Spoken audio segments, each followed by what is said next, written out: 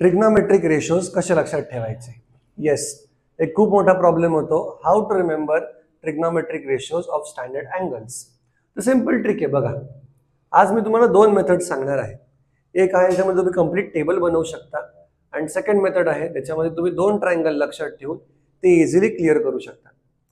So standard angles काय आहेत बघा. 0 degree, 30 degree, 45 degree, 60 degree and 90 degree. जेव्हा तुम्ही साइन घेतात, okay, for sine ratio you start writing 0, 1, 2, 3 and 4, and for cos you will write 0 from over here, 0, 1, 2, 3 and 4. आता next step काय करायची बघा. You divide this by 4 again आणि याचा घ्यायचा स्क्वेअर रूट डिवायडेड बाय 4 आणि त्याचा घ्यायचा route.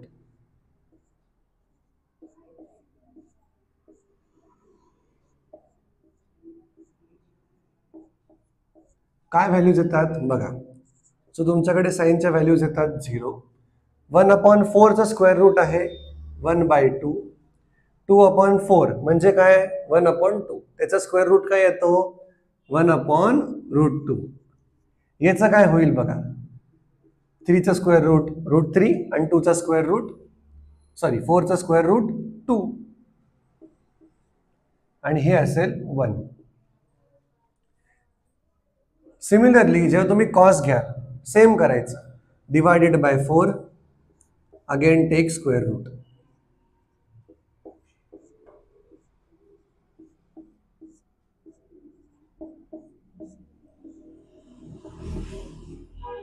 What will happen over here? For cos you will have this as 1. हे काय होऊन जाईल √3/2. हे होऊन जाईल 1/√2. हे होईल 1/2 and this will be again 0. So याच्यामधून तुम्हाला काय काय मिळालं. साइन मिळालं आणि कॉस मिळालं. कसले कसले 0, 30, 45, 60 and 90. Next question, sir tan कसा काढायचा? तर सिंपल आहे. टॅन काढायचा असेल तर tan is equal to sin theta upon cos theta. तर कसा येईल बघा. तर tan will be 0/1 that is 0. 1/2 divided by √3 that is equal to 1/√3. Then you have 45 1/√2 by 1/√2 that is 1.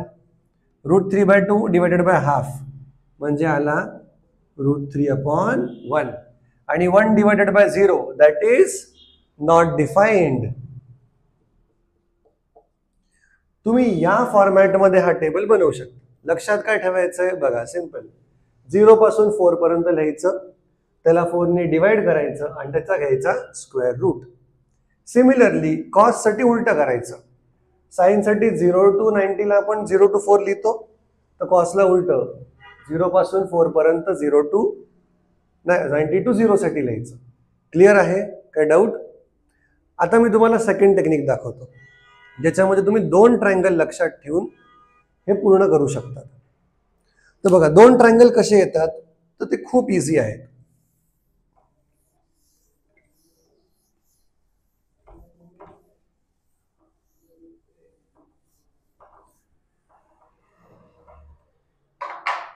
एक ट्रायंगल आहे 45, 45, 90. तो असा ट्रायंगल आहे. ओके, हा अँगल 45 डिग्री, हा पण 45 डिग्री आणि हा 90. आणि हे तुम्हाला माहिती आहे की हा एक आयसोसेलेस ट्रायंगल आहे, त्यामुळे दोन्ही साइड इक्वल असतील. मी त्यांना म्हटलं 1 आणि 1. आणि हा राईट अँगल्ड आहे, मग याचा हायपोटेन्युअस काय असेल √a² + b² म्हणजे काय 1² + 1² दॅट इज इक्वल टू √2. आता बघा मी काय करतो, मी याला थिटा पकडतो. ओके, 45, 45, 90 डिग्री अँगल झाला. हा 45 आहे. मी काय म्हणतो याचा साइन 45 काय होईल. साइनचा अपोजिट 1, हायपोटेन्युअस √2.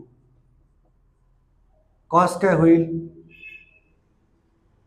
याचा कॉस म्हणजे काय ऍडजसेंट, तो झाला 1/√2. टॅन काय होईल?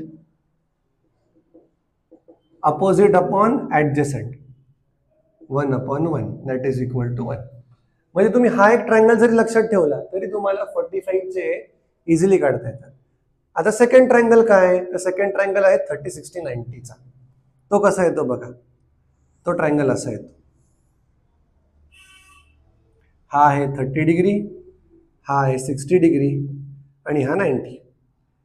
याचा हायपोटेन्युस येतो 2. 30च्या अपोजिटची साईड येते 1 आणि ही साईड येते √3. झालं. याचा यूज करून तुम्ही इझिली काढू शकतात. कसं बघा. साइन 30 काय आहे? Opposite upon हायपोटेन्युस 1/2. कॉस 30 काय होईल? Cos is adjacent upon hypotenuse. आणि टॅन काय होईल? Tan will be opposite upon adjacent.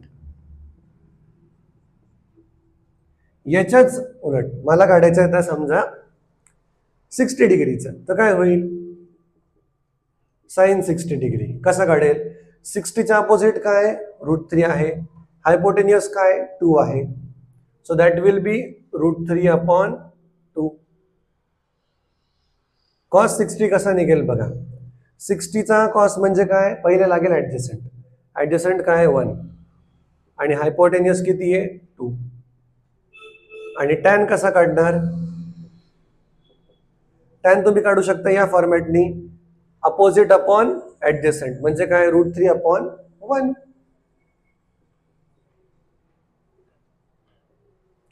Easy आहे ना. Simple technique. तुम्हाला जर हे दोन ट्रायंगल जरी लक्षात राहिले तरी तुमचं काम होतं. दोन ट्रायंगल कोणते? 1, 1, √2 हा असतो 45 डिग्री साठी आणि 1, √3, 2 हा असतो 30, 60, 90 साठी. हे दोन ट्रायंगल लक्षात ठेवा. तुमचे सगळे ट्रिग्नोमेट्रिक रेशोज लर्न होतात. तुम्हाला इझिली यूज करता येतात. Okay. So that is all about the trigonometric ratios and how to use them in paper. तुम्ही यापैकी काही यूज करू शकता, इझिली फाइंड आउट करू शकता. थँक्यू.